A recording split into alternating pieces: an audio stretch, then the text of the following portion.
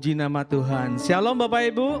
Shalom. Sekali lagi shalom. Shalom. Kita bertemu lagi ya setelah minggu kemarin. Kita sama-sama di sebagian terbesar dari kita sama-sama tidak ada tempat ini. Kita retret di Megamendung. Bapak Ibu, jika kita sekarang ada di tempat ini, itu bukan karena jadwal gereja kita memang jam 10. Tapi sesungguhnya adalah Allah sendiri yang memanggil kita untuk beribadah. Dan kita dengan seluruh keberadaan kita, dengan hati kita dan jiwa kita menanggapi panggilan Allah itu. Sungguh luar biasa. Puji nama Tuhan. Berikan kemuliaan bagi Tuhan. Tuhan, kami menghampiri tahta-Mu.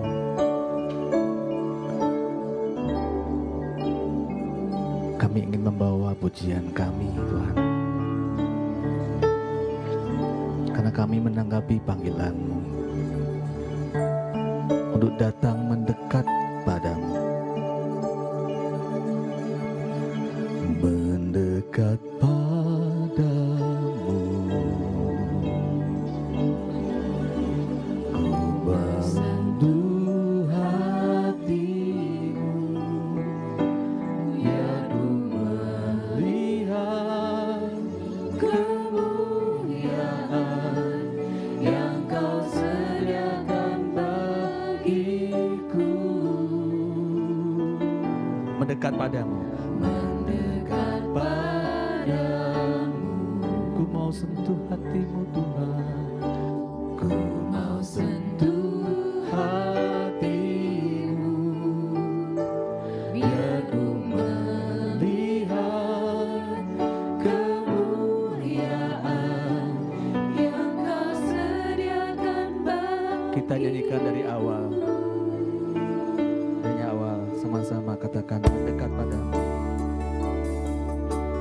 Ku datang padamu, membawa pujianku, hanya kekuatan hadirat-Mu sanggup menjaga hatiku. Mendekat padamu, mendekat padamu, ku mau sentuh hatimu,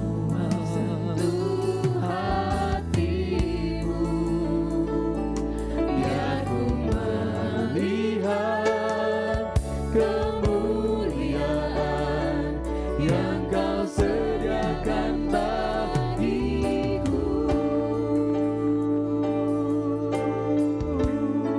Bagimu pujian, bagimu pujian, hormat kemuliaan, Kaulah kebanggaan di dalam hidupku. Janji-Mu bersinar, buktikan Kau besar, tiada yang seperti-Mu Yesus Tuhanku. Bagimu pujian,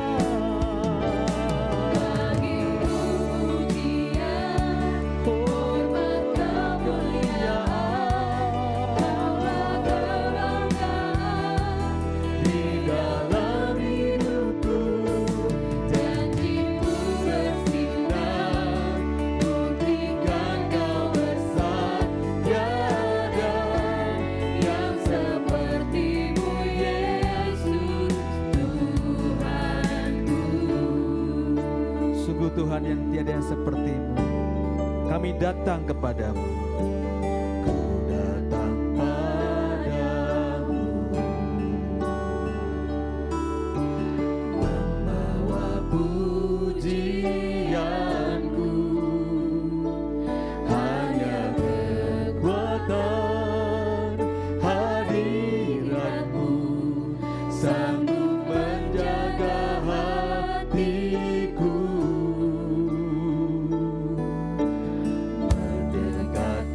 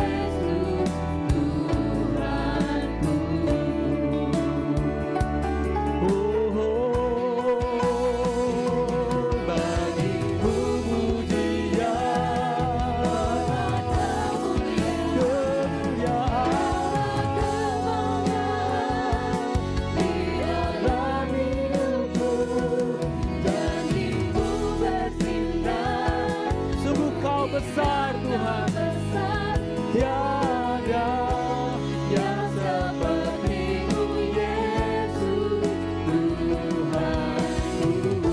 Sekali kita nyatakan, bagi-Mu pujian.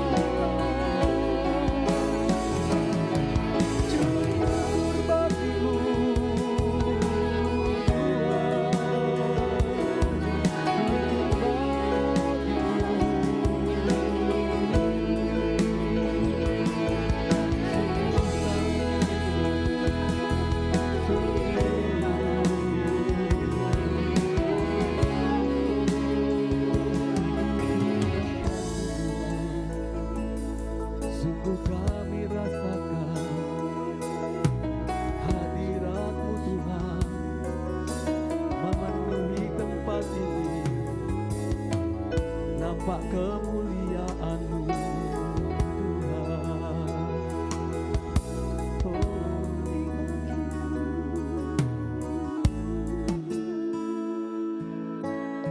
Tuhan,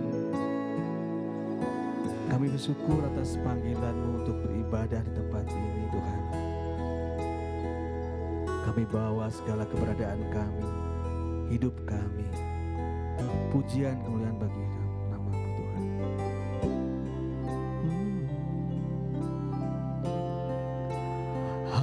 Hadirat-Mu memenuhiku, hadirat kudus-Mu penuhi bait-Mu, dan ku tersungkur menyembah-Mu. Yang ku nampak hanya kemuliaan-Mu. Hadirat-Mu memenuhiku, hadirat kudus-Mu penuhi bait-Mu, dan ku tersungkur menyembah-Mu. Yang ku nampak hanya. Saya undang Bapak Ibu sekalian berdiri di hadapan Tuhan. Sama-sama.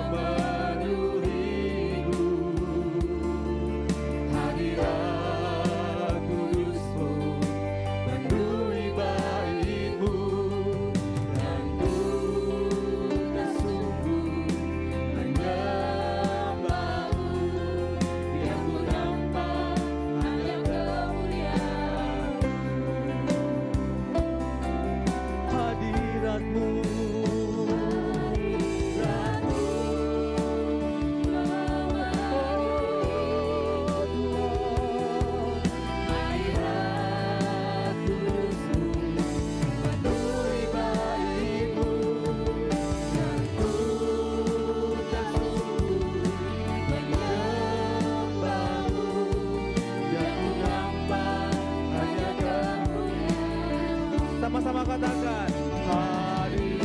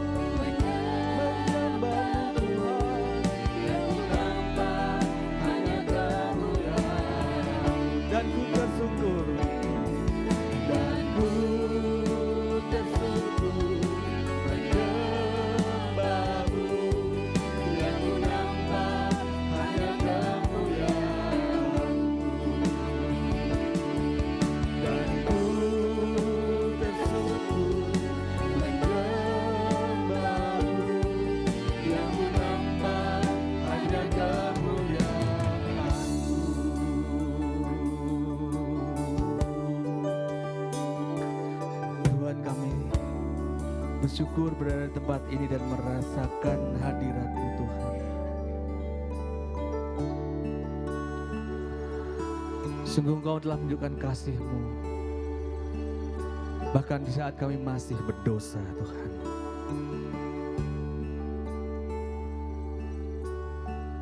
Oleh karena itu kami ingin mohon ampun kepadamu. Kami masih sering berdosa kepadamu. Bapak Ibu, berdoa dalam hati, akui dosa-dosa kita, dan mohon ampun kepada Tuhan.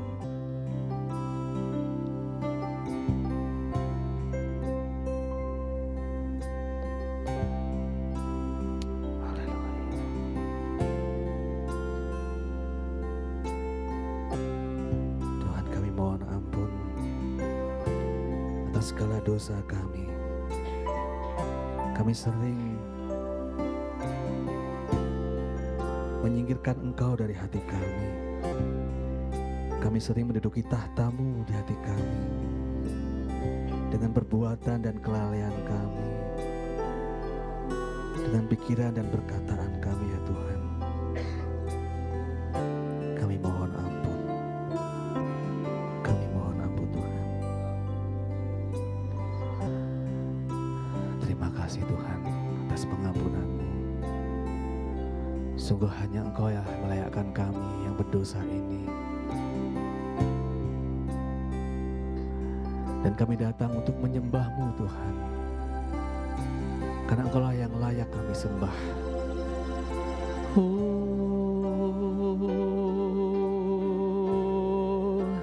Kau ku sembah, Kau ku sembah, Kau ku sembah.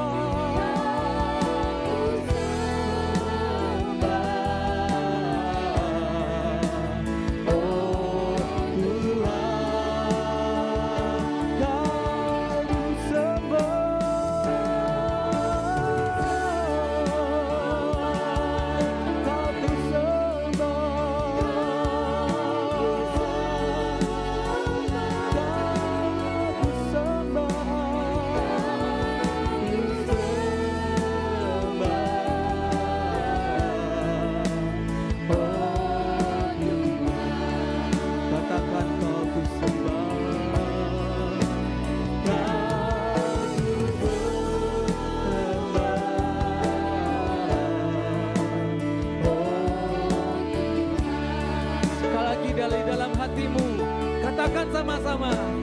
Kau ku sembah, oh Tuhan. Berikan kemuliaan bagi Tuhan.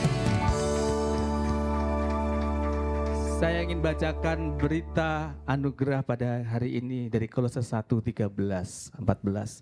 Dan ia telah melepaskan kita dari kuasa kegelapan dan memindahkan kita ke dalam kerajaan anaknya yang kekasih. Di dalam dia kita telah memiliki penebusan kita, yaitu pengampunan dosa. Beri kemuliaan bagi Tuhan.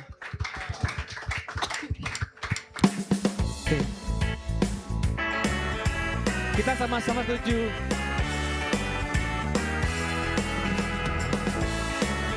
Bahwa kita dipilih dari segala bangsa untuk memuji. Kita dipilih dari segala bangsa. Kita dipilih dari umatnya. Kita dipilih dan dikuduskannya. Bawa kemuliaan hanya bagi Dia. Terimalah kemuliaan, terimalah kemuliaan dan hormat kami, terimalah sembah kami, pujian kami, terimalah kemuliaan dan hormat kami, terimalah sembah dan pujian kami. Sama-sama katakan. Kita dipilih dari segala bangsa, kita dipilih dari umatnya, kita dipilih dan dikuduskannya, membawa kemuliaan hanya bagi Dia. Terimalah kemuliaan dan hormat kami, terimalah sembah kami, pujian kami, terimalah kemuliaan dan hormat kami, terimalah sembah dan pujian. Bapak Ibu saja, Bapak Ibu saja.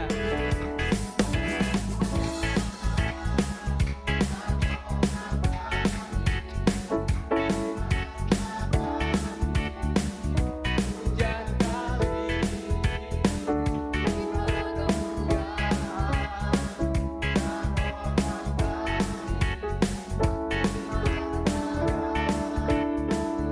sekali lagi, sama-sama katakan. Terimalah kemuliaan dan hormat kami, terimalah sembah kami, pujian kami, terimalah kemuliaan dan hormat kami, terimalah sembah dan pujian kami, terimalah sembah dan pujian kami, terimalah sembah dan pujian kami.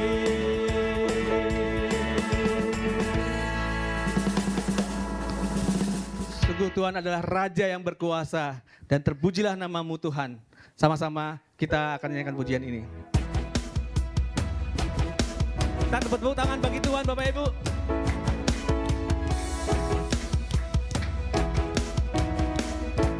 Sama-sama katakan.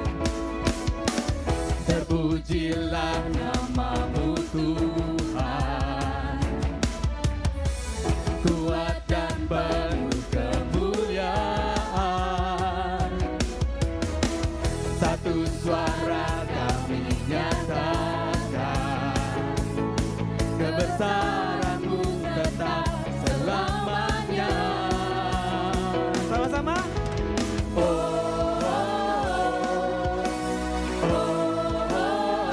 Engkaulah Raja atas dunia, yang menghancurkan kutuk dan membebaskan jiwa kami.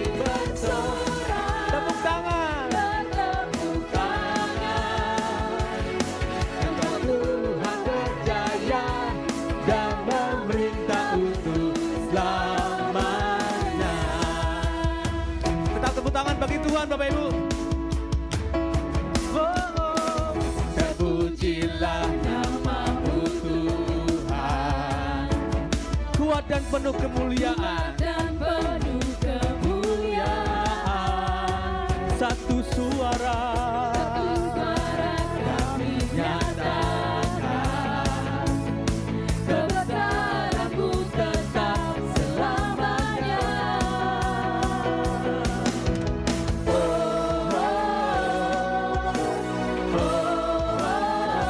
Engkaulah Raja atas dunia, yang menghancurkan kutub dan membebaskan jiwa. Kami bersorak, bertepuk tangan. Engkau Tuhan berjaya dan memerintah untuk selamat. Engkaulah Raja atas dunia, yang menghancurkan kutub dan membebaskan jiwa. Kami bersorak, bertepuk tangan. Engkau Tuhan berjaya dan memerintah untuk musik memuji Tuhan.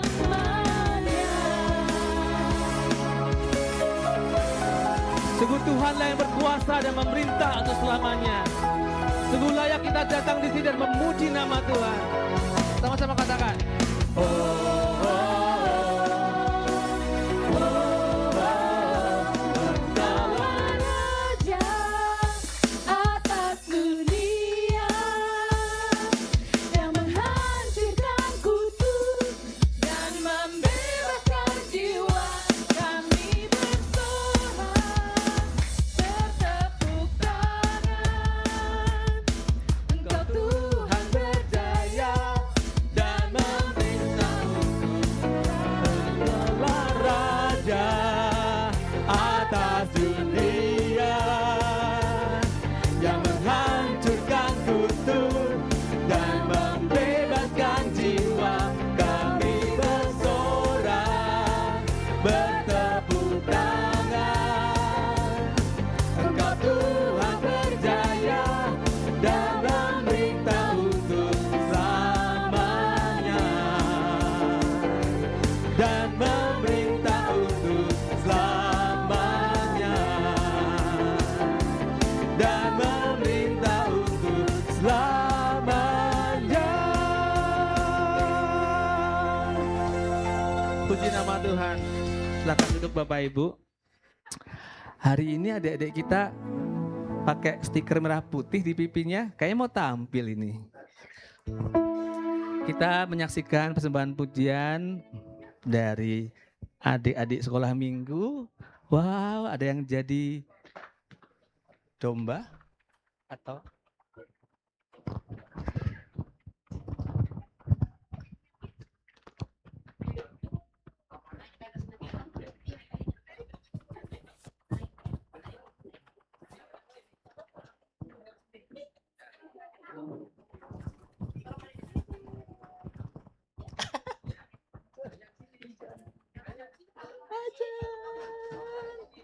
kamu bawa apa, Cek?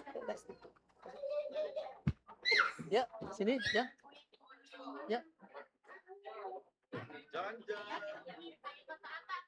Iya.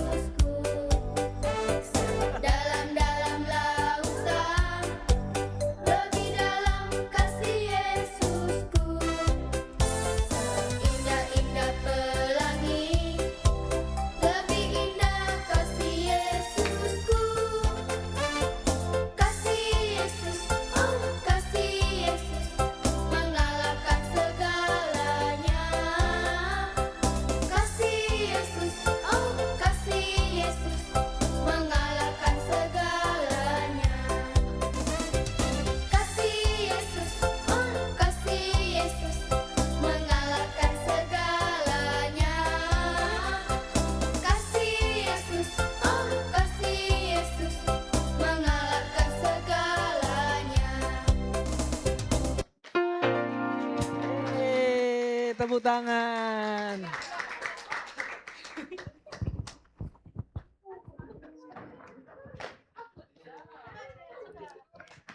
Oke, sekali lagi tepuk tangan yang meriah Bapak Ibu untuk anak-anak kita.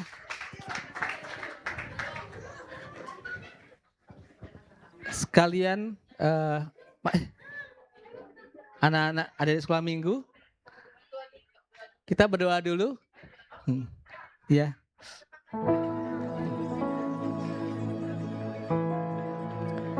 Pada Pastor Mario, kami mohon untuk memimpin doa. Mari adik-adik, sini yang tadi nyanyi. Yes, Jesus loves me. Yes, Jesus loves me. Yes, Jesus loves me. The Bible tells me so. Mari kita berdoa. Bapa di surga, Engkau melihat anak-anak kami dengan penuh sukacita, mempersiapkan hatinya untuk masuk ke dalam ruang sekolah minggu, dalam kelas-kelas sekolah minggu. Tuhan, Engkaulah yang membentuk hati mereka lewat kebenaran Injil yang disampaikan oleh setiap guru-guru sekolah minggu. Engkau mengurapi anak-anak kami, mengurapi setiap guru sekolah minggu. Biarlah Roh Kudus berkarya di dalam kehidupan mereka. Engkau yang memelihara jiwa mereka mulai saat ini sampai mereka besar kelak Tuhan. Sehingga mereka tahu benar bahwa Tuhan Yesus Kristus adalah Tuhan dan Juru Selamat mereka. Meteraikan kebenaran-Mu di dalam hati mereka masing-masing, di dalam hati anak-anak kami ini Tuhan.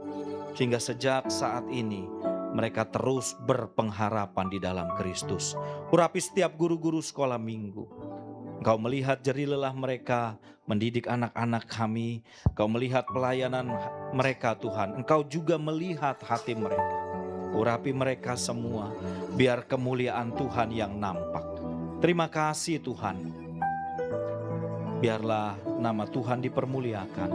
Di dalam nama Tuhan Yesus Kristus kami berdoa dan mengucap syukur. Amin.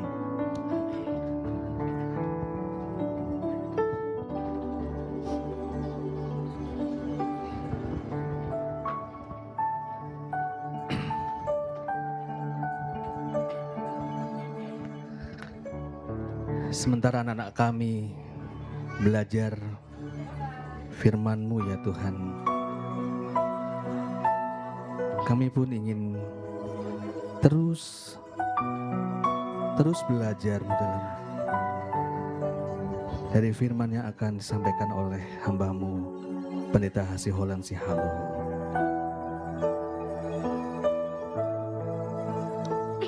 Biarlah hidup kami terus memandang-Mu ya Tuhan. Biarlah kami terus berpegang padamu. Dan kami ingin ya Tuhan, kalau ku hidup bagimu, hatiku tetap menyembah-Mu. Dunia tak bisa menjauhkanku dari kasih-Mu. Selama ku hidup bagimu. Selama ku hidup bagimu, mataku tetap memandang-Mu. Dunia tak bisa menjauhkanku dari kasih-Mu. Tuhan, Engkaulah kebenaran. Yesus, Kau kebenaran yang menyelamatkanku. Kau memberikanku hidup dan berharga.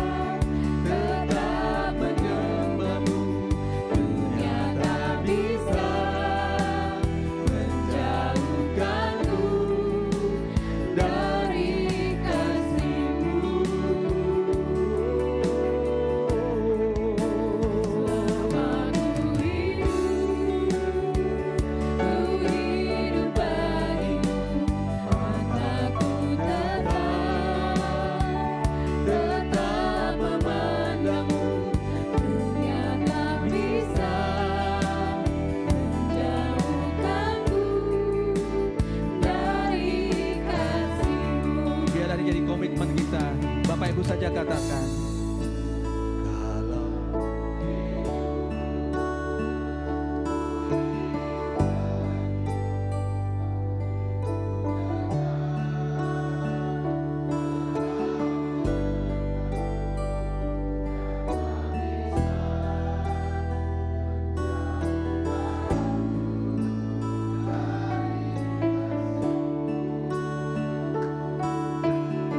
Selama ku hidup Tuhan, kami ingin hidup terus bagimu.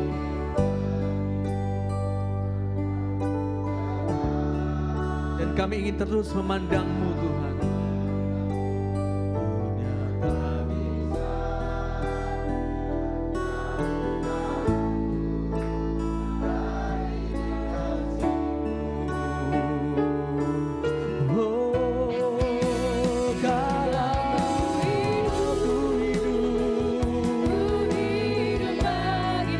Bapak Ibu sekalian berdiri di hadapan Tuhan.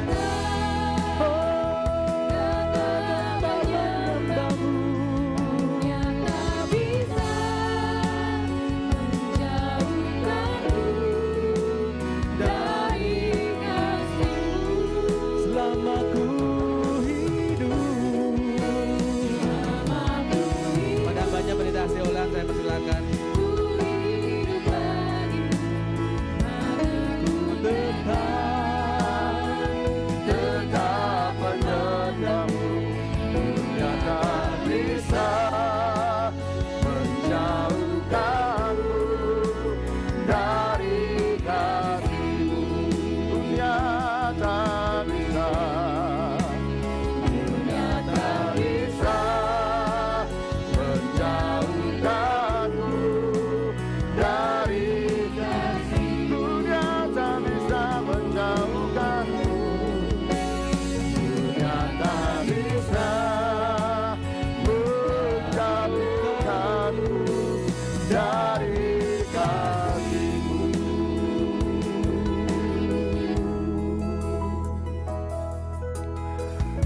Kami sudah siap ya Tuhan untuk mendengarkan firman Tuhan.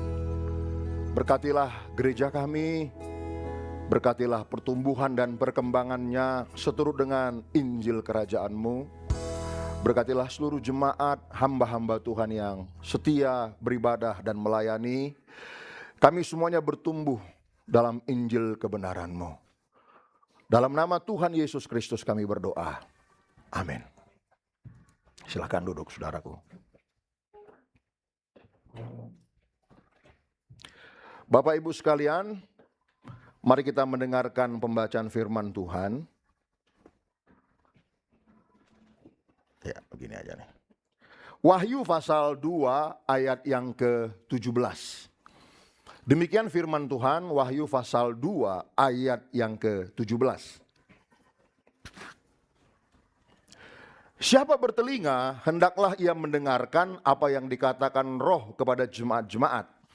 Barang siapa menang, kepadanya akan kuberikan dari mana yang tersembunyi, dan aku akan mengaruniakan kepadanya batu putih, yang di atasnya tertulis nama baru yang tidak diketahui oleh siapapun selain oleh yang menerimanya.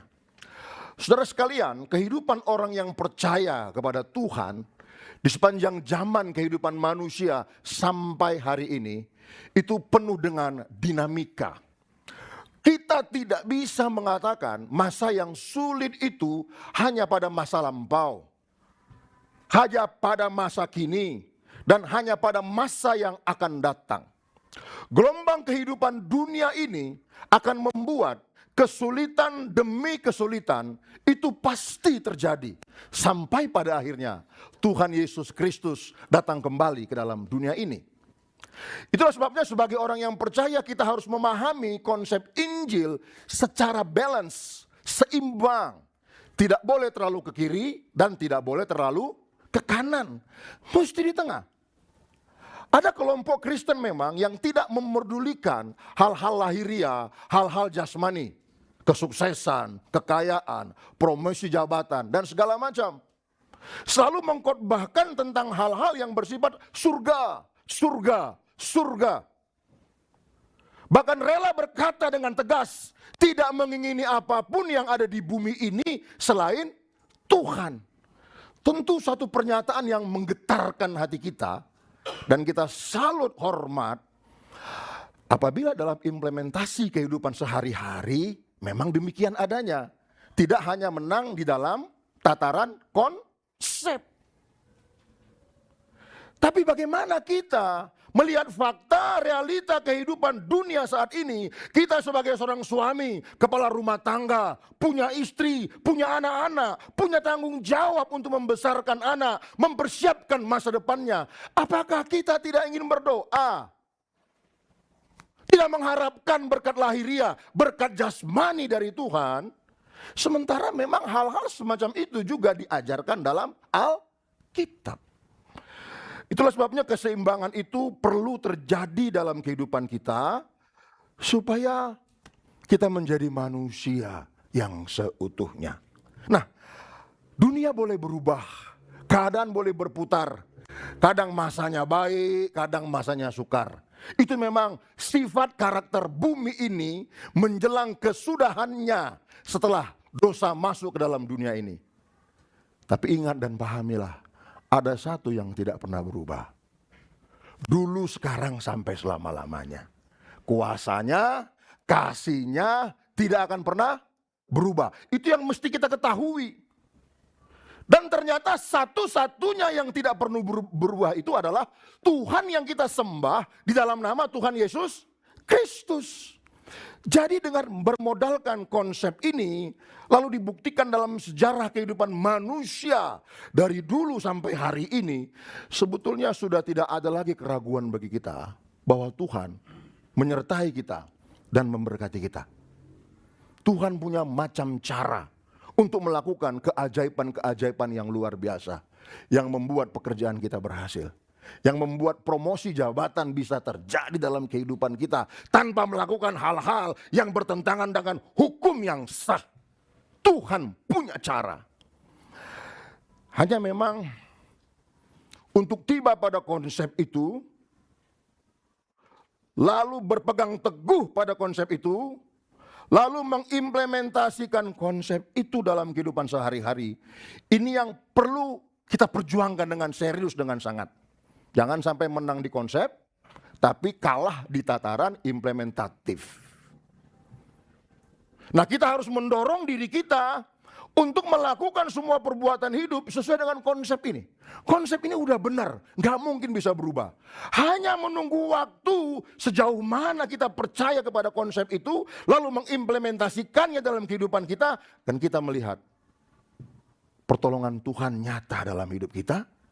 Mana yang tersembunyi itu, datanglah ke proyek-proyek kita waktu kita bekerja. Mana-mana yang tersembunyi itu, datanglah ke bisnis-bisnis yang sudah kita rintis waktu kita berbisnis. Mana-mana yang tersembunyi itu, datanglah ke rumah tangga kita. Sehingga kita bukan hanya sekedar berkecukupan, tapi lebih dari kecukupan. Jika Tuhan berkenan, Dia bisa buat berlimpah bagi kemuliaan namanya.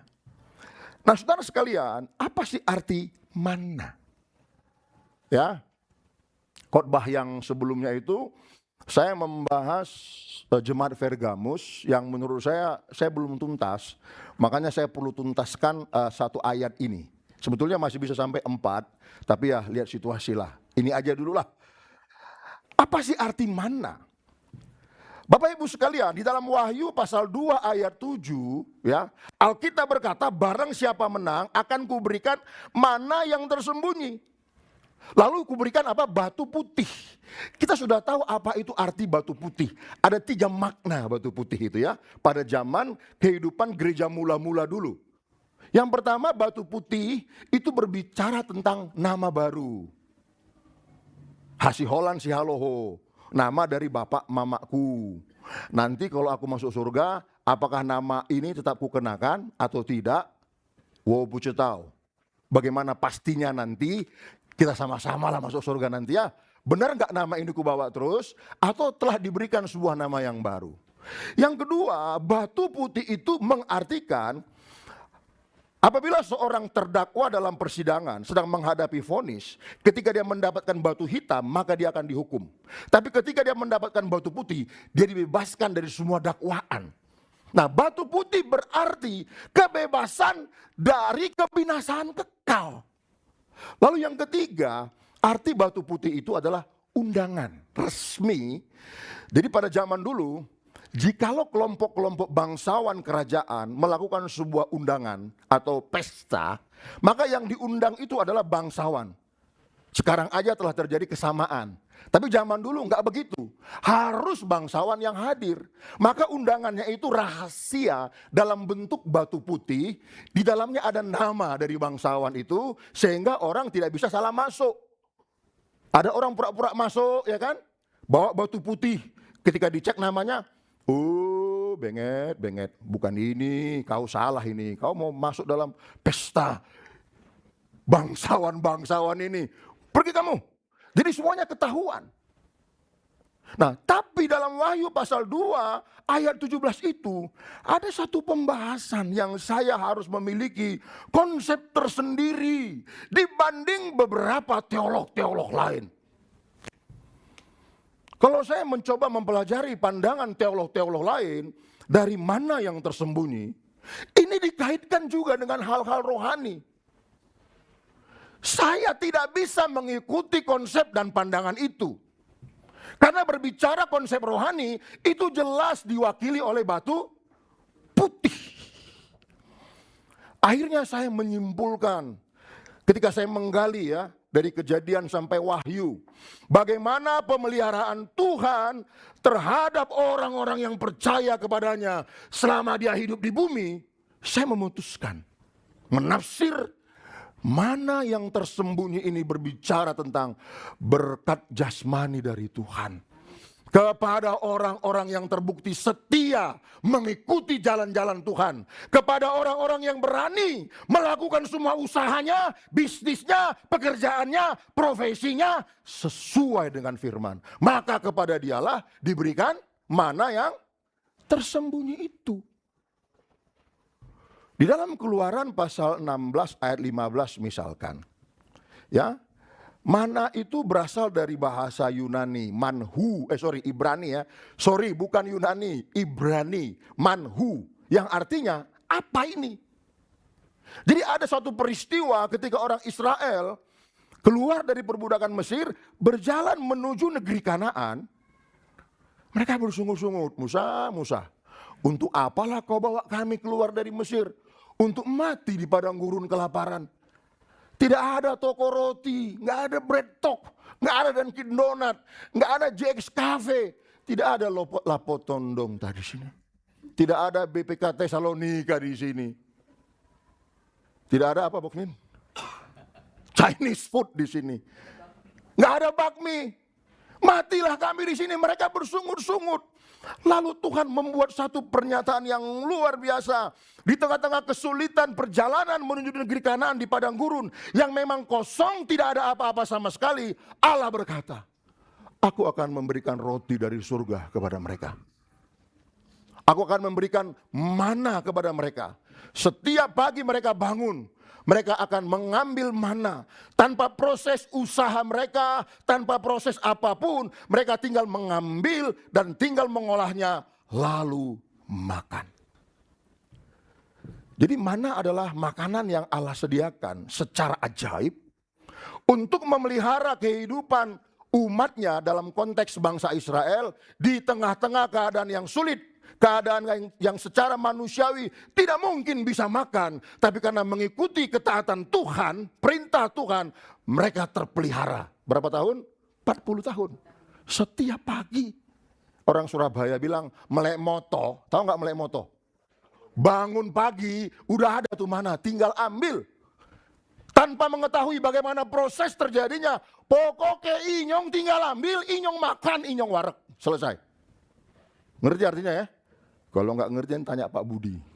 Suhu kita di Igrea nih. Pokoknya kenyang Bapak Ibu sekalian. Nah peristiwa itu menyadarkan saya Ketika saya mencoba membahas mana yang tersembunyi, seperti saya katakan tadi di awal, saya tidak bisa mengartikan mana yang tersembunyi ini dengan makna-makna rohani, kerajaan sorga dan segala macam. Walaupun bisa dikaitkan ke sana, tapi secara persentase terbesar, mau tidak mau, mana yang tersembunyi ini berbicara tentang berkat jasmani yang Tuhan sediakan bagi orang-orang yang percaya kepada Tuhan. Ya. Secara luas Bapak Ibu bisa melihat nanti Keluaran pasal 16 ayat 12 sampai ayat yang ke-15.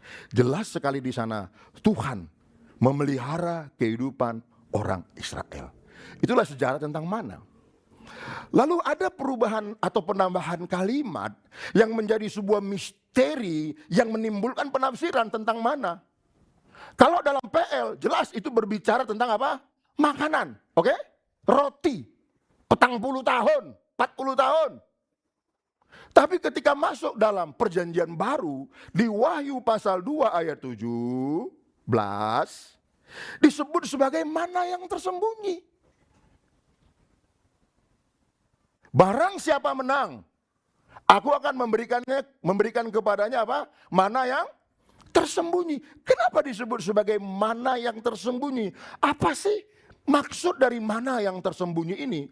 Saya mencoba mengartikan begini. Pengertian ini tidak terlepas dari historis orang Israel dalam Keluaran pasal 16 ketika mendapat mana. Tidak mungkin bisa keluar dari situ.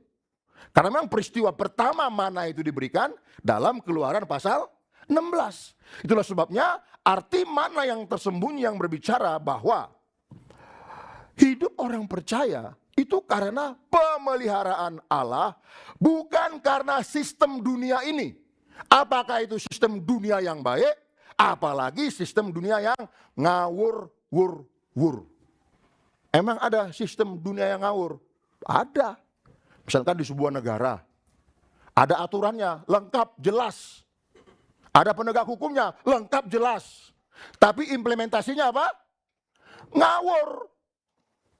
Jadi arti mana yang pertama berbicara tentang hidup orang percaya itu karena pemeliharaan Allah Bapak Ibu. Bukan karena sistem dunia. Apakah sistem itu baik, apalagi ngawur. Makanya kehidupan orang yang percaya kepada Tuhan itu akan lebih mudah kalau mereka menunggu kembali ke sorga, tinggal di sebuah negara, sistemnya baik, diatur oleh penegak hukum yang baik, oleh pejabat yang baik. Jadi terjadi persaingan mencari sesuap nasi dan segenggam berlian secara fair. Itu lebih enak. Walaupun tidak mudah juga. Tapi akan menjadi semakin berat. Tadi itu ketika tinggal di sebuah negara yang pokoknya semua suap, semua sogok. Kagak ada suap, kagak ada sogok. Jangan harap proyek lu jalan. Udah titik, begitu aja. Tambah berat perjuangan kita. Ada nggak negara kayak gitu di bumi ini? Jangan sembarangan ngomong ya. Soalnya live streaming ini. Saya kan hanya membuat contoh. Si ibu melakukan pembaharuan hukum. Tapi penegak hukumnya tidak pernah dilakukan pembaharuan. Itulah sebabnya Maria Bernardus Taperne, seorang hakim konstitusi Belanda mengatakan, berikan aku penegak hukum yang baik. Dengan aturan hukum yang tidak baik sama sekali, keadilan yang substantif pasti terjadi. Jadi bukan soal aturannya. Soal apa? Oh ya, jangan sampai nggak lulus Mario, S1 hukumnya. Wah, bisa bertarung nanti kita. Lalu yang kedua, mana yang tersembunyi berarti pemeliharaan Allah itu tidak selalu dapat dipahami. Bapak Ibu, Allah itu tidak bisa kita pahami secara konkret. Karena kita ini orang yang berdosa. Begitu hasil Holland Allah lahir 12 September 1973. Ingat ya, udah dekat, jangan lupa hadiahnya. Begitu aku terlahir, aku sudah tinggal di bumi yang berdosa. Allah itu diajarkan. Makanya saya rela untuk belajar tentang Allah, konsep Allah, lalu berupaya dengan sungguh-sungguh melakukannya sampai hari ini hampir usia gocapsa. Tahu nggak gocapsa? hampir 53 Bapak Ibu sekalian, saya mulai merasakan, mengalami, memang Tuhan itu real, nyata, pertolongannya nyata.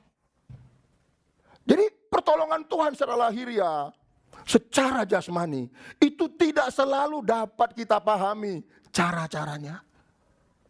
Makanya lagu-lagu yang berbicara tentang itu pengalaman hidup. Tuhan selalu punya cara untuk mengubah keburukan menjadi hal baik bagiku. Itu pengalaman hidup mereka. Ketika mereka mengalami hal yang sulit, mereka bertahan dalam kebenaran. Tuhan punya cara. Dalam bahasa Bataknya itu nasopanagaman. Itu kalimat yang luar biasa menurut saya. Sekarang saya artikan, Tuhan punya cara tanpa dapat kita pahami. Nasopanagaman itu kalau saya artikan tuh lebih wow gitu. Cuman kan bukan semua orang Batak kita kan. Tuhan punya cara melebihi apa yang bisa kita pikirkan. Memelihara orang yang percaya.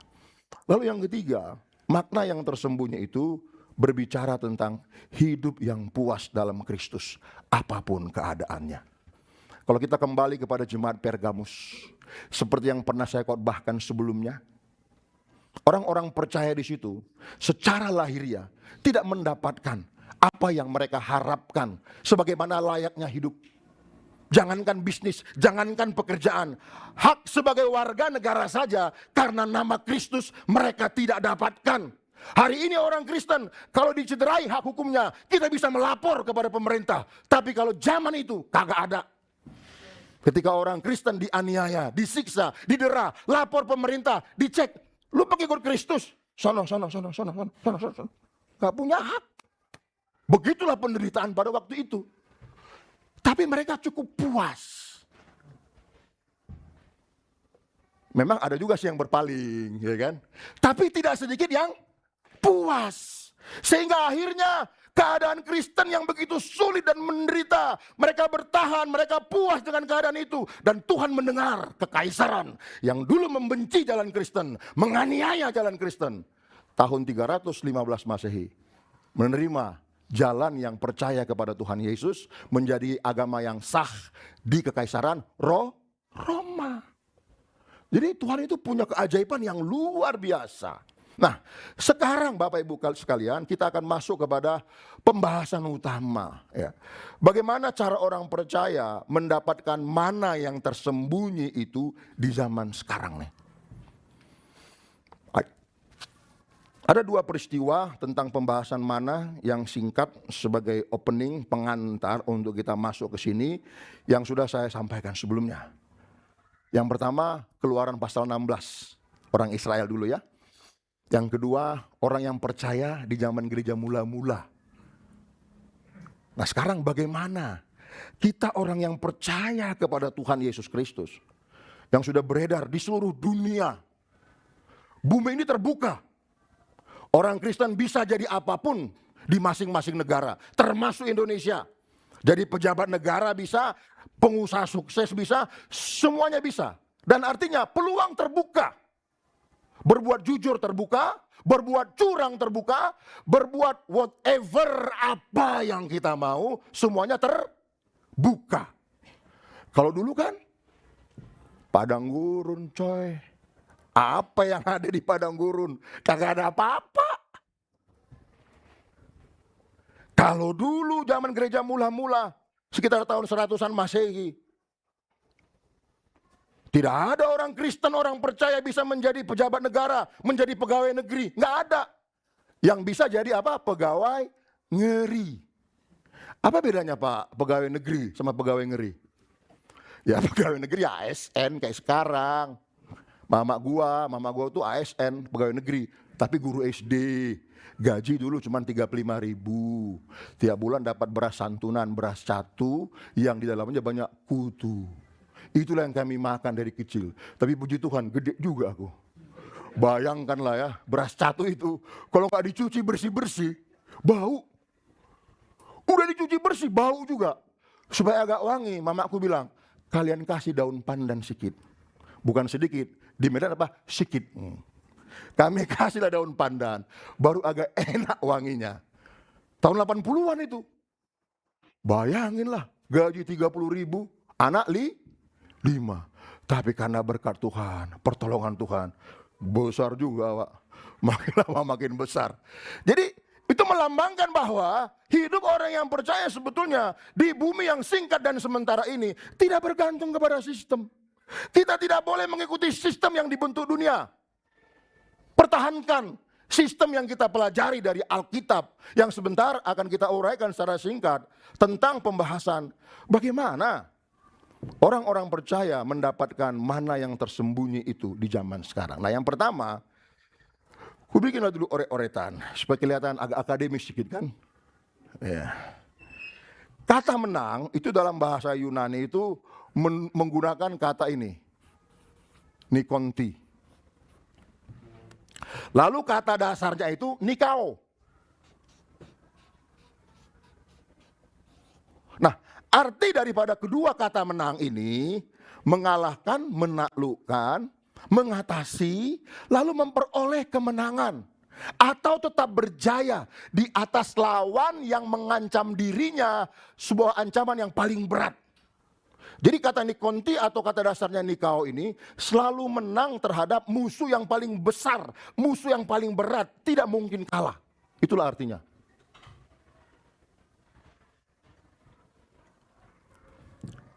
Lalu setelah dia menang, dia konsisten mengalahkan ancaman yang paling berat, musuh yang paling besar itu sampai dia meninggalkan bumi ini. Kata menang di sini diarahkan kepada mengalahkan apa? Apa sih ancaman musuh yang paling besar dalam kehidupan orang yang percaya? Apa? Uang, kekayaan, pangkat, jabatan. Bukan itu. Bukan itu musuh yang paling besar Bapak Ibu. Itu pasti akan kita tinggalkan. Yesus berkata, apa artinya engkau memiliki seluruh isi dunia ini jika jiwamu binasa? Berarti musuh yang paling besar, ancaman yang paling besar, yang pasti bisa dikalahkan sebagai orang yang percaya, arti dari kata nikonte atau nikau ini, bukanlah masalah-masalah lahiriah, bukanlah masalah-masalah jasmania. Bahkan yang dikatakan nikonti atau maklum lah kan, bukan orang Yunani Bapak Ibu sekalian. Cuman jarang-jarangnya aku bikin kayak gini. Harus kubuat karena apa? Memiliki pengertian yang membuat saya wow begitu. Makanya agak-agak Yunani sedikit Pak Glenn. Padahal kan nggak pernah saya kan. Nah sebetulnya masalah itu pastilah bisa dikalahkan oleh orang yang percaya. Pasti bisa. Ancaman terbesar, masalah terbesar itu pasti bisa dikalahkan. Itulah arti nikonti dan nikao itu. Nah persoalannya tidak sedikit orang yang percaya kepada Tuhan Yesus Kristus memilih kalah. Cobalah pikir ya, kita mau bertanding nih. Musuh itu pasti bisa kita kalahkan. Tapi kita memilih kalah. Aneh gak itu? Negara ini gak mungkin kalah melawan narkoba. Kira-kira begitulah. Negara ini gak mungkin kalah melawan koruptor. Gak mungkin. Karena apa? Perangkat negara ini begitu hebat. Putra-putri bangsa Indonesia, pintar-pintar, cerdas, dilengkapi dengan perlengkapan-perlengkapan yang luar biasa. Tapi apakah negara ini selalu menang melawan narkoba? Apakah negara ini selalu menang melawan koruptor? Kenapa? Eksekutor hukum itu memilih kalah. Sehingga negara terkesan kalah. Berarti ada yang salah dong. Kalau mengikuti kata Pak Mahfud MD, kalau semua pejabat negara mengimplementasikan pasal 3 Undang-Undang Dasar 45 itu, tiap orang kita ini dapat 40 juta tiap bulan. 40 juta. 8 kali UMR. UMR mana tuh? Ya kalau UMR Tegal apa mungkin bukan 8 kali lagi, berkali-kali. Tapi apa yang terjadi sampai hari ini kita melihat. Jadi sebuah keanehan. Kalau sebetulnya dia bisa mengalahkan ancaman terbesar, namun dia memilih kalah. Oleh karena itu saya harus tegaskan, apa Apa ancaman terbesar dalam hidup kita sebagai orang yang percaya? Yang satu, pertama, menang atas godaan hidup. Itulah ancaman terbesar dalam kehidupan kita. Yang kedua, menang atas keraguan-raguan terhadap firman Allah.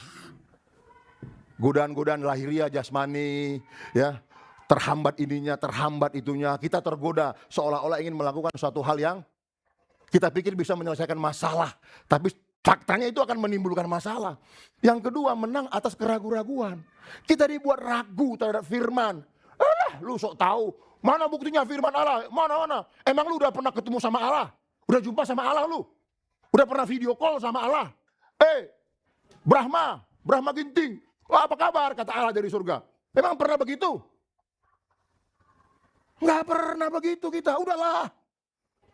Kamu mau hidup baik. Gak benar itu firman. Muncul keraguan-raguan. Nah, kita harus menang terhadap itu.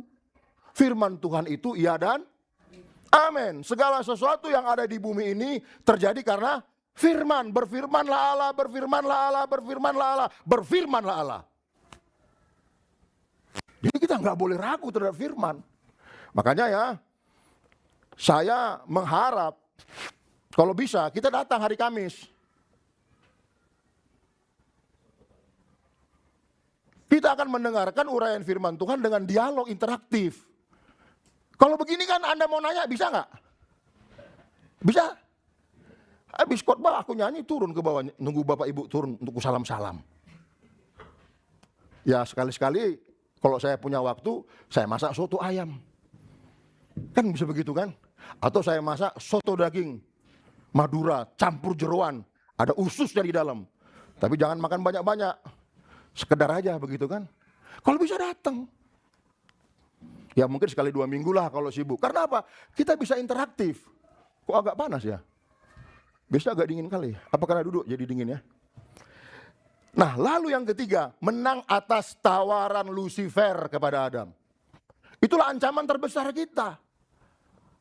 Adam pada zaman kekekalan dulu sebelum dia berdosa, tidak kekurangan apapun Bapak Ibu. Semua ada. Hanya satu yang membuat dia kurang menurut dia berdasarkan tawaran Lucifer. Adam, kalau kamu melawan firman Allah, memakan buah pohon pengetahuan yang baik dan jahat itu, kamu akan menjadi seperti Allah. Jadi cuma satu, ingin menjadi seperti Allah. Apa? Bebas. Tidak ada yang mengatur. Lupa diri. Ciptaan harus tunduk kepada pencipta. Lupa diri. Jadi Bapak Ibu sekalian, 3 ancaman ini, itulah ancaman terbesar yang mesti kita ketahui Bapak Ibu selama kita hidup di bumi. Kita perlu uang? Iyalah. Perlu proyek? Iyalah. Perlu jabatan naik? Iyalah. Nggak mungkinlah kita tidak mengharapkan itu, betul? Tapi ingat, jangan sampai kita kalah terhadap ancaman-ancaman terbesar tersebut. Itulah sebabnya kita harus bertahan apapun yang terjadi. Nah, lalu bagaimana caranya kita mendapatkan mana yang tersembunyi itu di zaman sekarang? Yang pertama, tidak mengorbankan kebenaran dalam pertandingan iman dalam kehidupan ini. Jangan sampai kita mengorbankan kebenaran. Apapun yang kita kerjakan, yuk kita belajar. Jangan sampai mengorbankan kebenaran. Hanya untuk mendapatkan hal-hal yang bersifat jasmani. Karena Allah bisa memberikan dengan cara yang ajaib. Apa itu kebenaran? Secara spesifik, saya mengatakan begini. Kebenaran itu adalah peraturan yang sah berlaku. Itu dulu tuh. Itu dulu. Apa sih peraturan tentang pekerjaan yang kita geluti? Bagaimana sih undang-undang negara mengaturnya? Kita harus berpegang teguh, jangan melanggar itu. Itulah kebenaran dalam konteks berbangsa. Yang kedua, apa sih kebenaran yang tidak harus kita korbankan? Hati nurani. Bapak Ibu, sebelum ada peraturan perundang-undangan, aturan-aturan pasal 1 lah dan segala macam yang ditulis, Tuhan telah meletakkan hukum di hati nurani. Coba tuh, sebelum ada hukum Taurat, ada orang-orang jahat, ya, ada orang-orang baik seperti Heno, Nuh, betul? Mereka sebetulnya bisa berbuat apa saja. Karena belum ada aturan yang mengatur. Tapi mereka bertahan hidup benar. Karena apa? Di dalam hati nurani mereka, Tuhan telah meletakkan hukum. Itulah sebabnya di negara-negara Skandinavia ya, mereka tidak bertuhan, tidak memiliki Yesus Kristus. Tapi mereka memegang kedua hal ini. Salah satu dosen yang mengajar saya di S3 Hukum ya, sekarang sudah selesai semester 2, masuk semester 3, akan masuk bukan. Nggak tahu yang unggul apa memang berbeda, saya pikir langsung sempro. Enggak. Makalah kualifikasi disertasi. Jadi ada kualifikasi makalah dulu tuh, nanti baru sempro. Saya pikir kok ngapain ya, tapi ya memang itu aturan harus saya ikuti. Nah apa kata Prof. Arif Hidayat, mantan ketua MK kita, ketika mereka melakukan pertemuan ketua-ketua MK sedunia di Denmark, dia berjumpa sama ketua Mahkamah Konstitusi Denmark dan berkata, apa agamamu? Saya nggak punya agama katanya. Tapi kenapa negara kalian ini minim korupsi? Semua orang tunduk kepada aturan. Tidak terdengar ada hakim yang ketangkap karena menerima suap dan sogok. Apa yang membuat begitu? Jadi Prof. Arif Hidayat cerita di kelas, mengutip perkataan Ketua MK Denmark, dia bilang begini, kami selama di bumi teguh melakukan seluruh aturan persidangan berdasarkan aturan yang ada. Kami menyelesaikan masalah di bumi sebaik-baiknya sesuai dengan aturan bumi ini. Jadi makanya Bapak Ibu gak usah kaget. Sekarang tuh Prof. Arif kampanye mengatakan itu kemanapun dia pergi. Saya kasihan dengan negara saya, agamanya banyak tapi korupsinya banyak. Malu saya dengan negara-negara Skandinavia. Kemanapun Bapak Ibu pergi mengikuti seminar Prof. Arif sekarang yang sudah pensiun, akan begitu kalimatnya. Menyadarkan kembali orang-orang Indonesia yang begitu banyak sekali agama di dalamnya, tapi korupsinya banyak, itu kata beliau.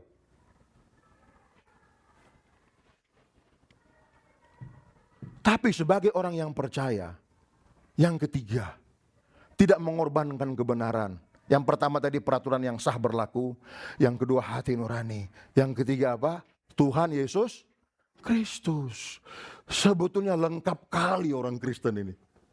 Aturan yang sah berlaku ada, nurani ada, percaya pula lagi kepada Tuhan Yesus. Apa enggak seharusnya tambah jujur hidupnya? Benar enggak?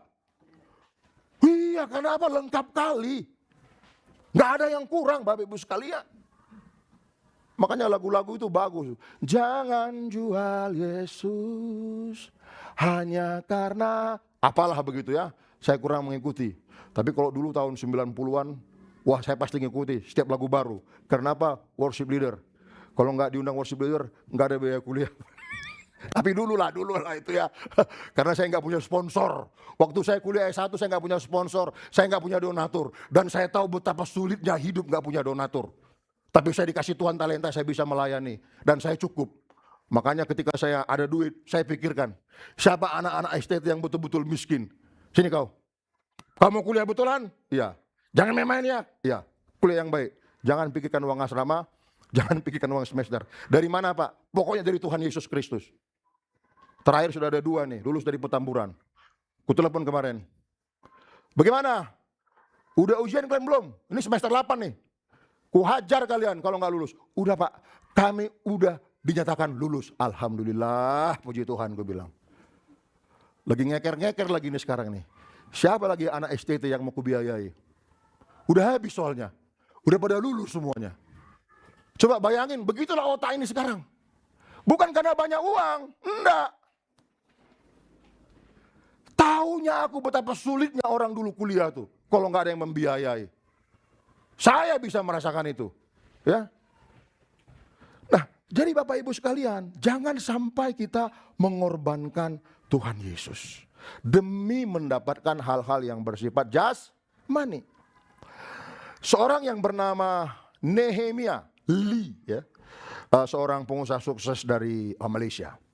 Sebelum dia membuka perusahaan yang bernama, aku baca dulu ya, Nehemia Reinforced Soil NRS.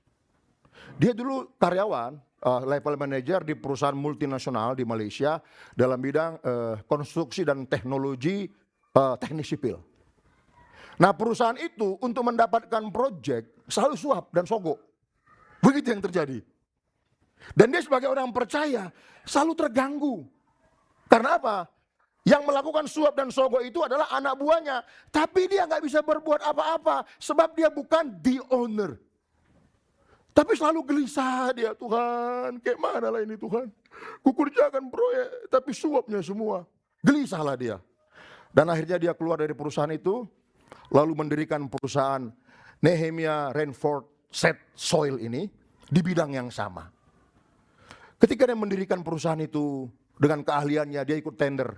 Selalu kalah, selalu kalah, selalu kalah. Karena apa? Tidak mau suap. Walaupun dia telah memberikan harga yang sangat minimalis. Mungkin di bawah 5%, tapi selalu kalah. Pusinglah dia, apa yang harus kuperbuat ini? Dan akhirnya demi mendapatkan historis pengalaman mengerjakan proyek, dia memenangkan satu proyek di Penang dengan harga yang nombok. Nah tuh, demi memenangkan satu proyek supaya ada historis. Lu punya pengalaman apa coy? Kan begitu tuh. Nah, demi mendapatkan itu, dia paksa dirinya mengambil proyek yang sangat murah dari negara pada waktu itu, karena dikerjain, dia ambil. Proyek selesai, tapi nombok.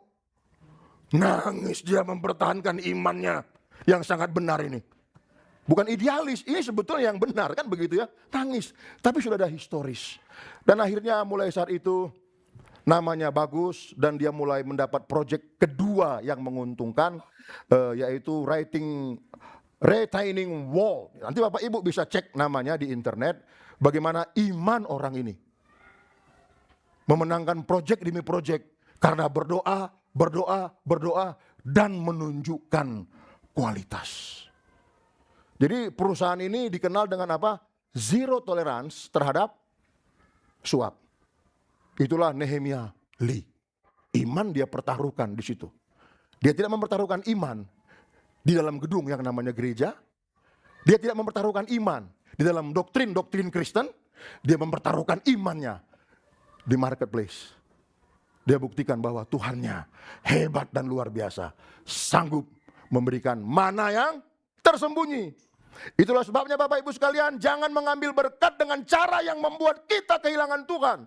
Kalau hari ini kita harus memilih antara uang dan kebenaran, pilihlah kebenaran. Kalau hari ini kita harus memilih antara jabatan dan integritas, pilihlah integritas. Kalau hari ini kita harus memilih jalan cepat kaya tapi salah, lebih bagus kita memilih jalan Tuhan. Tuhan sanggup memberikan mana yang tersembunyi. Yang kedua, menang dalam hal apa? Kata Nikonti dan Nikao, yang kedua, menang dalam apa? Masa penantian. Kalau yang pertama tadi cukup berat ya, kita mengalahkan godaan, tawaran kan? Tapi ternyata ada yang paling berat. Setelah kita berhasil mengalahkan godaan dan berkata, tidak. Emang proyek langsung datang tuh? Bisnis langsung datang yang benar? Mana yang tersembunyi dari Allah, apakah itu langsung datang begitu? Agak Bapak Ibu sekalian. Belum. Kita harus apa? Menanti. Nah, dalam masa penantian ini adalah masa yang paling berat. Sejak kapan masa penantian itu terjadi? Masa penantian itu terjadi di sini nih. Sejak pertama kita menolak cara yang salah. Ketika kita menolak cara yang salah untuk mendapatkan mana dari sini. Nah, masa penantian ini berapa lama nih? Sampai di sini katakanlah Tuhan menolong. Memberikan mana yang tersembunyi. Berapa tahun? Berapa lama? Biasanya dalam masa penantian tersebut, keadaan kita itu semakin berat. Semakin kritis. Belum ada pekerjaan, belum ada jalan keluar, belum ada promosi, dan lain semuanya semakin kritis. Itulah masa penantian itu. Ternyata ini yang paling berat. Sementara teman-teman satu angkatan, udah pada bintang 7, bintang 8, bintang 9, bintang 10 semua. Apa itu Pak? Ya udah ngerti lah Bapak Ibu sekalian kan. Kita masih bunga terus. Bunga apa? Bunga bukan itu ya. Masa penantian, ini yang paling berat. Bisa kita kompromi, bisa kita balik lagi, bisa kita membuang iman yang benar di sini. Karena masa penantian itu tak tentu, tak jelas, tidak tahu kita kapan ini.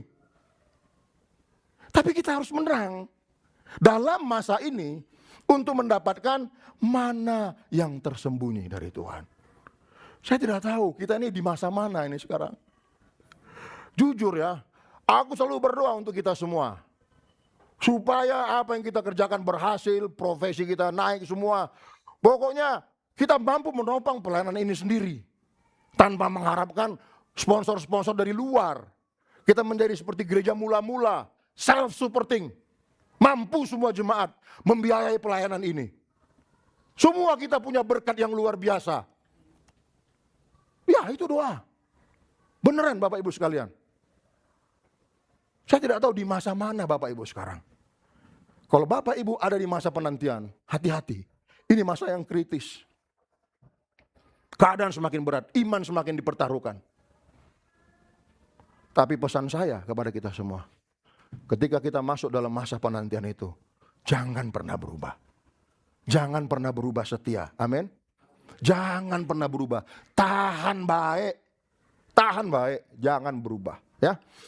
Ada seorang yang bernama George Muller tahun 1805 dikenal sebagai seorang pelayan kepada anak-anak panti asuhan, anak-anak yatim di Bristol, Inggris. Dia selalu menyediakan makanan kepada anak-anak yatim itu dan selalu dia percaya. Pokoknya setiap hari kita makan 2 kali pada jam ini, jam ini. Ada tidak ada makanan yang tersedia di dapur, pokoknya pada jam itu kita harus stay di meja makan. Itulah keyakinan dia. Suatu ketika habis semua. Nggak ada lagi apa-apa di dapur. Memang habis. Yang mau dimasak untuk jam makan berikutnya itu udah nggak ada bahan bakunya. Tapi dia bilang, anak-anak, jam sekian kumpul di meja makan.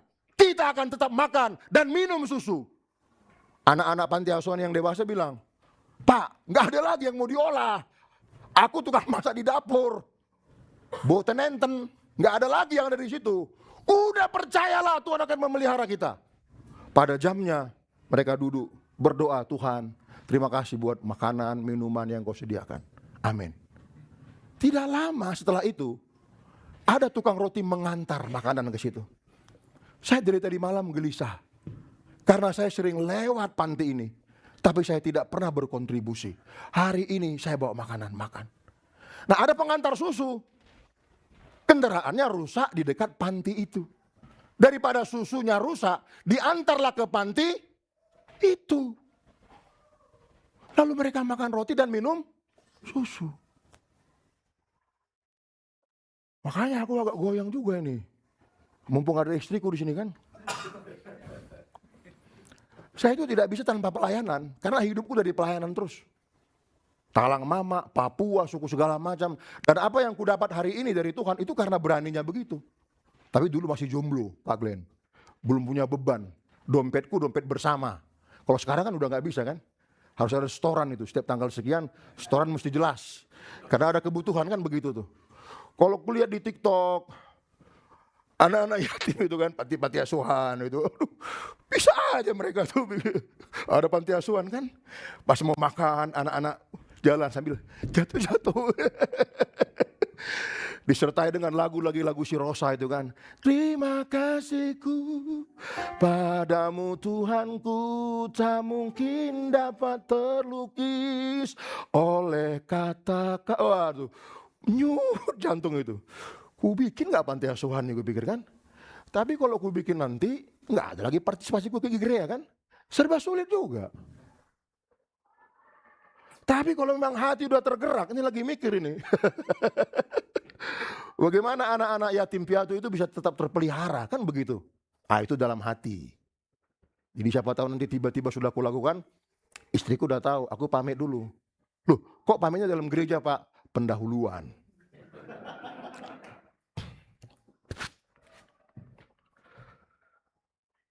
Nah, lalu Bapak Ibu sekalian, kita lanjut ya. Kok lagunya lagu Rosa, Pak? Ya nggak apa-apa lah, itu kan lagu bagus juga kan. Yang penting Tuhan kita kepada Tuhan Yesus Kristus. Nah, lalu yang ketiga lah, udah jam berapa nih? 11:30 ya. Lalu yang ketiga, tetap menang setelah mendapatkan mana yang tersembunyi dari Tuhan. Jadi harus 3 kali menang. 1 menang sebelum mendapatkan mana. Yang kedua, menang dalam menunggu datangnya mana. Lalu yang ketiga, menang setelah mendapatkan mana yang tersembunyi dari Tuhan. Menang dalam menggunakan mana yang tersembunyi. Ya kan? Udah dapat mana ini. Udah nyaman hidup kita. Janganlah macam-macam. Amin. Pergunakan uang secara tepat, proporsional, benar. Tuhan pasti memberkati lagi. Saya selalu ngomong tuh kepada Robson, Mario, Mike, semua. Kita harus pergunakan uang kita kepada hal yang tepat dan benar. Jangan pergunakan uang untuk hal yang tidak benar. Kalau makan-makan, ya benar lah. Satu grup kita makan-makan, masa nggak bisa? Kemarin udah kupancing, pakai studi analis tidak makan di JX Cafe. Nggak ada yang respon, ya udahlah. Selamatlah uangku, kupikir kan. Coba ada yang merespon kian, JX Cafe kita mie tomat. Karena mumpung libur hari Sabtu kemarin. Nggak ada yang respon, ya udah aku simpan lagi uangnya. Jadi kita pergunakan uang kita untuk hal yang tepat dan benar. Yang kedua, mana yang tersembunyi itu bukan tujuan akhir. Tetapi Tuhanlah yang menjadi apa? Tujuan akhir hidup kita. Jangan kayak orang Israel. Udah dibuat peraturan. Hari pertama, hari kedua, hari ketiga, hari keempat, hari kelima. Ambil mana itu hanya 1 gomer per orang. Artinya apa? Cukup untuk kebutuhan. Tapi serakah memang orang itu. Begitu diambil 1 gomer, semua orang sudah ambil. Masih banyak, gak habis-habis. Ada yang ambil 2 gomer, 3 gomer. Hari kedua, hari ketiga, hari keempat. Disimpan di rumah. Emang Tuhan tidak kasih mana besok? Kan janjinya tiap hari kan? Tapi ada aja Tuhan gak percaya. Disimpan untuk stok besok katanya. Busuk berulat. Tuh. Kalian boleh ambil 2 gomer. Hanya pada hari yang ke-6. Karena hari ke-7 orang ono mana. Diambil 2 gomer hari ke-6. Hari ke-7 enggak busuk itu.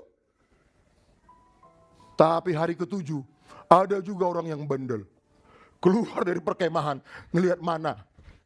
Ya enggak ada lah orang firman yang mengatakan hari ke-7 enggak ada mana.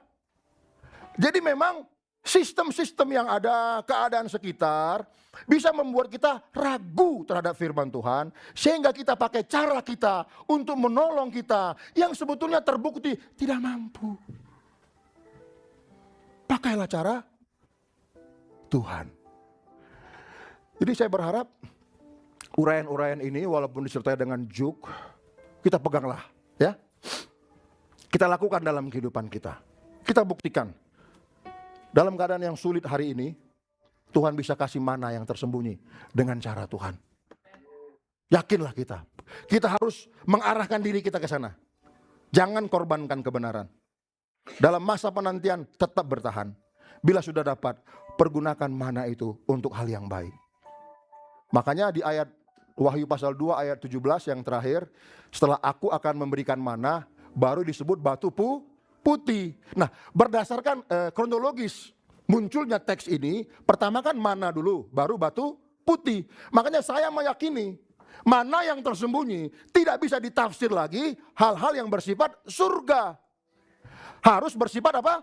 Lahiriah, jasmani, tapi didapatkan dengan cara-cara yang rohani. Karena hal-hal rohani menentukan keberhasilan hal-hal jasmani. Tuhan Yesus memberkati kita. Mari kita bangkit berdiri bersama-sama Bapak Ibu. Ketika jalanku lalui berputar di padang guru, Engkaulah yang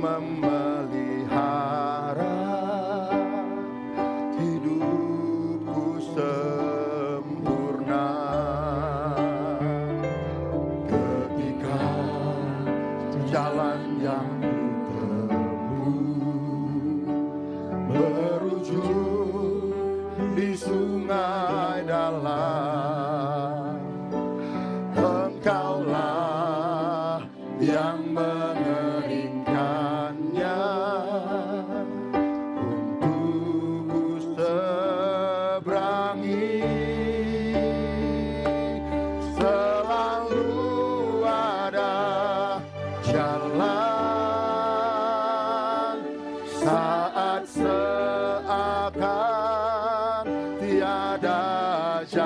Tuhan, sebab Tuhan ada di depanku, membuka jalan bagiku. Selalu ada jalan, di mana ada kemauan, biarlah ku hidup selalu di jalan yang kau tunjukkan kepadaku. Bapak Ibu sekalian, mari kita menyanyikan sekali lagi. Ketika jalanku lalui, berujung di padang gurun, Engkaulah yang memelihara hidupku semua.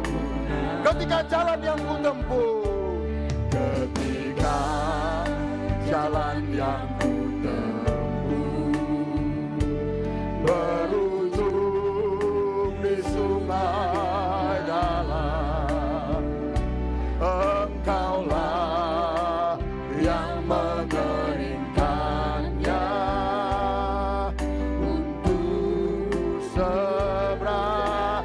Selalu ada jalan, selalu ada jalan,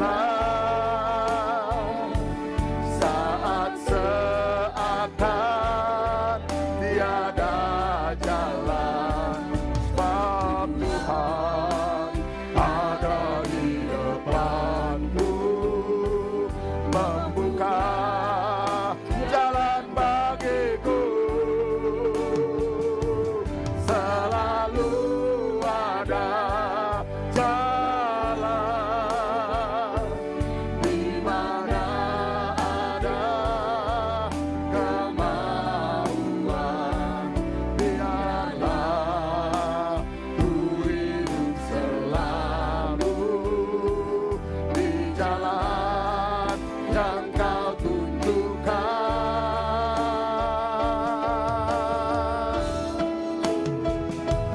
Selalu percayalah Bapak Ibu, ada mana yang tersembunyi yang Tuhan berikan kepada orang yang percaya.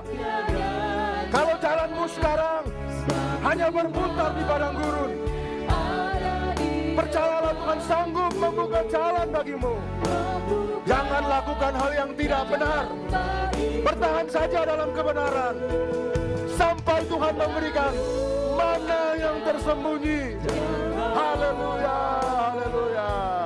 Di mana ada kemauan, biarlah ku hidup selalu di jalan yang kau tunjukkan. Selalu ada jalan, selalu ada jalan, selalu ada jalan, saat seakan tiada jalan, sebab Tuhan ada di depanku, membuka jalan bagiku. Selalu ada jalan,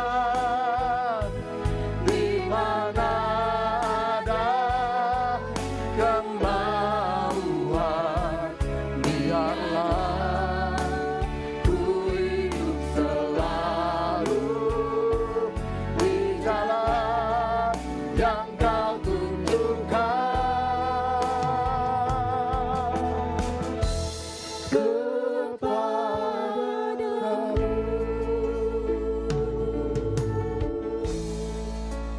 Tuhan punya mana yang tersembunyi, yang diberikan kepada orang yang terbukti menang.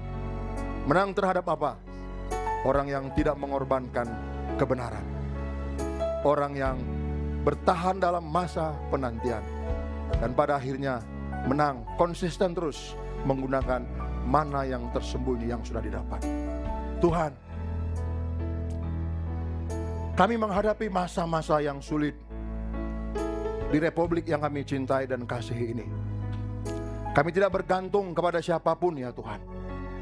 Kalau kami pernah sempat atau tergiur untuk bergantung kepada sistem dunia, ampunilah kami Tuhan. Itu tidak akan menyelesaikan masalah kami dan tidak akan menolong kami. Berilah kepada kami kekuatan untuk tidak tertarik kepada cara itu. Hanya menanti cara Tuhan, memberikan mana yang tersembunyi. Diberkatilah Engkau, hai saudaraku semuanya. Engkau yang sedang bekerja, meniti karir, merintis profesi apapun. Percayalah, Allah yang kau sembah dalam nama Tuhan Yesus Kristus, Dia tidak pernah berubah, dulu, sekarang, sampai selama-lamanya. Bumi ini berubah, tapi yang kau percayai itu tidak pernah berubah, saudara. Oleh karena itu, pegang teguh firman-Nya. Jangan kau pernah ragu terhadap firman-Nya. Berkati kami semua Tuhan. Hanya Engkau yang kami harapkan. Dan bukalah jalan di depan kami, sehingga kami semuanya maju. Rohani kami maju. Pekerjaan kami maju. Bisnis kami maju. Semuanya maju dalam Injil Kerajaan Surga. Dalam nama Tuhan Yesus Kristus kami berdoa, haleluya, amin. Silakan duduk saudara.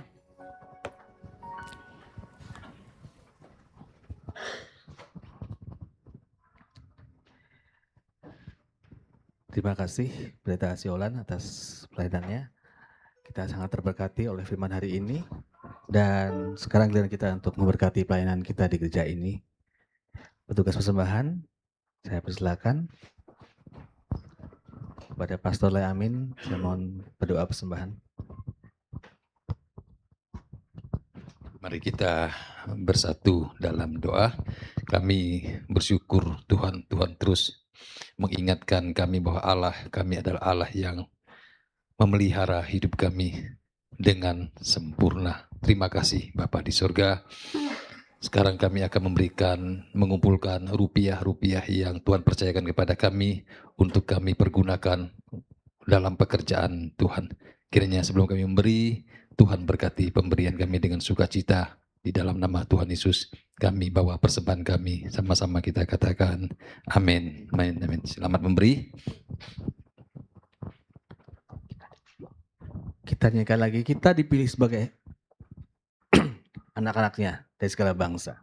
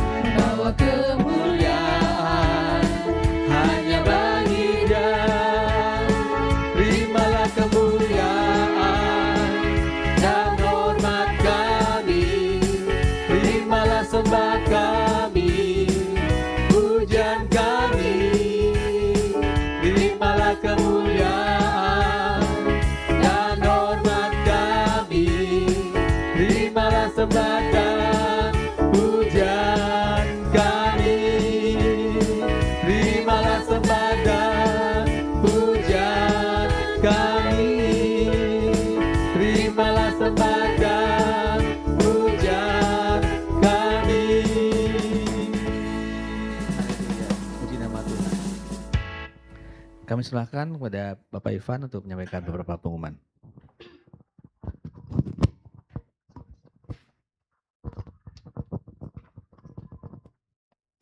Shalom, selamat siang Bapak Ibu.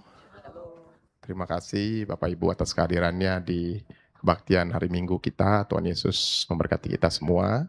Kita ucapkan terima kasih untuk pelayan firman Pendeta Hasiolan, beserta para WL, para singer, pemusik. Tuhan yang memberkati pelayanan Bapak Ibu sekalian senantiasa. Bapak Ibu, berapa pengumuman. Yang pertama, minggu depan 30 Agustus jam 10 kita kembali di tempat ini. Kita dilayani oleh Pendeta Mario Hutagalung dengan tema khotbah ruminasi. Apa nih ruminasi? Saya sendiri nggak tahu artinya apa. Kalau mau tahu, ya kita dengar minggu depan. Pendeta Mario yang akan memberikan khotbah minggu depan ruminasi. Kemudian Kamis 27 Agustus kebaktian tengah minggu kita Let's Connect. Kita dilayani oleh Pendeta Judika, seri khotbah di bukit janganlah membawa kami ke dalam pencobaan, Matius 6 ayat 13. Bapak Ibu, kita sama-sama hadir. Bapak Ibu tadi Pendeta Hasiolan juga mendorong, karena saya sendiri juga senang sekali ya setiap saya hadir hari Kamis, saya merasa diberkati luar biasa. Penjelasan firman-Nya itu beda formatnya, yaitu terbuka dua arah, kita bisa discuss banyak. Bahkan dari sisi puji-pujiannya pun saya ngerasa beda gitu. Dari sisi apanya ya, seperti keadaannya tuh beda karena lebih informal Bapak Ibu. Nah, datang hari Kamis jam 7.15, apalagi biasanya ada entah itu soto, entah itu apa ya. Selalu ada makanan enak kali. 7.15 Bapak Ibu datang dan Bapak Ibu lihat kebaktian tengah minggu kita. Mudah-mudahan kita bisa terus bertumbuh dalam firman. Kalau sekali seminggu tentu nggak cukup Bapak Ibu, makanya kita bikin 2 kali seminggu di gereja kita, ada kebaktian tengah minggunya. Nah, bagi Bapak Ibu yang membutuhkan dukungan gereja, jangan sungkan untuk menghubungi tim pengembalaan atau tim diakonia IKRIA Kelapa Gading. Ada nomor telepon Pendeta Le Amin dan Pendeta Mario Hutagalung. Kami juga mengucapkan kepada Bapak Glenn dan keluarga, ya 2 minggu lalu ibu dari Bapak Glenn berpulang. Kita turut sepenanggungan Pak Glenn. Tuhan yang memberikan kekuatan dan penghiburan untuk Pak Glenn dan keluarga. Follow sosial media Bapak Ibu, tim sosial media kita terus berupaya keras untuk meningkatkan sosial media exposure dari IGREA. Bapak Ibu bisa bantu dengan follow, like, dan komen dari postingan-postingan sosial media kita. Ini ada Instagramnya ya, itu @IGREA Kelapa Gading. Bapak Ibu bisa follow, khusus yang belum. Yang sudah, setiap ada postingan, kalau Bapak Ibu bisa like dan komen, itu juga akan membantu exposure dari sosial media kita. Itu aja Bapak Ibu, kami undang Bapak Ibu untuk bangkit berdiri. Kami undang Pendeta Le Amin untuk bisa memimpin doa penutup dan doa berkat. Kita nyanyikan mulailah dari rumah. Mulailah dari rumah, memperagakan Cinta, saling menyayang, saling mencinta, ciptakan surga. Lihatlah sekelilingmu, pandang dengan hati Tuhan. Walau berbeda warna, beda pengertiannya, ingatlah,